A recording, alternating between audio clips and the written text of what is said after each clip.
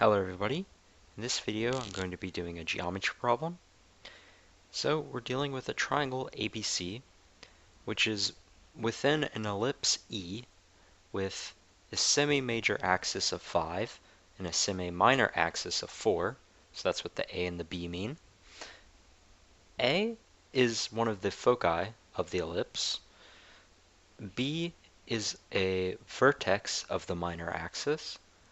And C is on the ellipse so that BC passes through the other focus that isn't A. So once we translate all these words into a picture, this is what it looks like. So we have this triangle here, and it is on/within this ellipse E.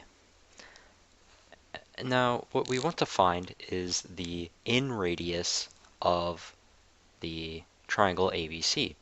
An in radius is the radius of the inscribed circle. Every triangle you can inscribe a circle, so it's tangent to all three of the sides of the triangle.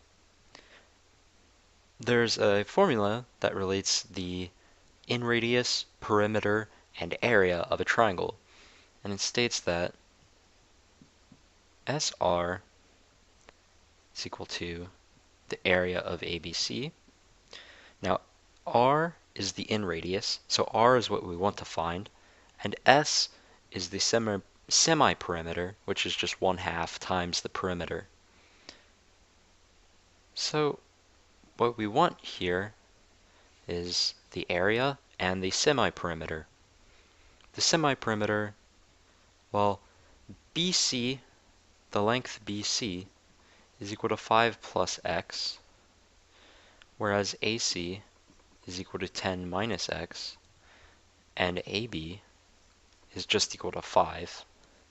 So if you add that all up, then you get that the perimeter, which I'll denote P, the perimeter is just 20 because the x and minus x cancel out, which means that S is just equal to 10. In other words, 10R equals the area of ABC. Next, we need an expression that gives us the area. Well, if we look at it, we don't really have enough information to determine the area. Not yet, at least. We need to determine what x is, because x, if we know all three sides, then it is obvious we can find the area of the triangle. So we need to find x. So in order to find the value of x, we can use the law of cosines with this angle theta right here, because it is supplementary to one of the angles in a 3, 4, 5 right triangle. So we know it's cosine. We have the equation by the law of cosines. 10 minus x squared is equal to x squared plus 6 squared, which is 36, minus 2 times x times 6 times the cosine of theta, which, like we said, is, well, the cosine of this angle here is 3/5, but supplementary cosines are negative, so you have a negative 3/5 here. Thus, on this side we have 100 minus 20x, and there's an x squared term on both sides, so we can cancel it out. This is equal to 36 plus 36x over 5. Now, all we have to do is solve this linear equation. We get 64 is equal to 136x divided by 5, and that implies x is equal to 320 over 136, which is simply 40 over 17. And that is the value of x. We can now use this value of x to find the area of the triangle. in order to find the area of the triangle, we can use that the area is 1/2 times the product of two sides of the triangle times the sine of the angle in between them. In particular, I'm going to use this angle up here. I'll denote it by alpha.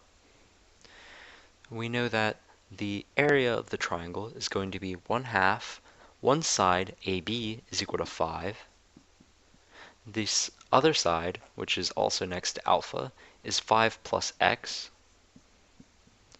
So 5 plus 40/17. And the sine of alpha. Well, alpha is twice the angle of a 3, 4, 5 right triangle. So I'll call that alpha is equal to 2 beta.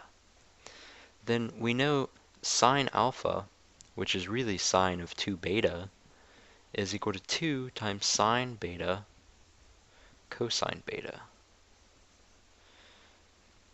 Well, what is this?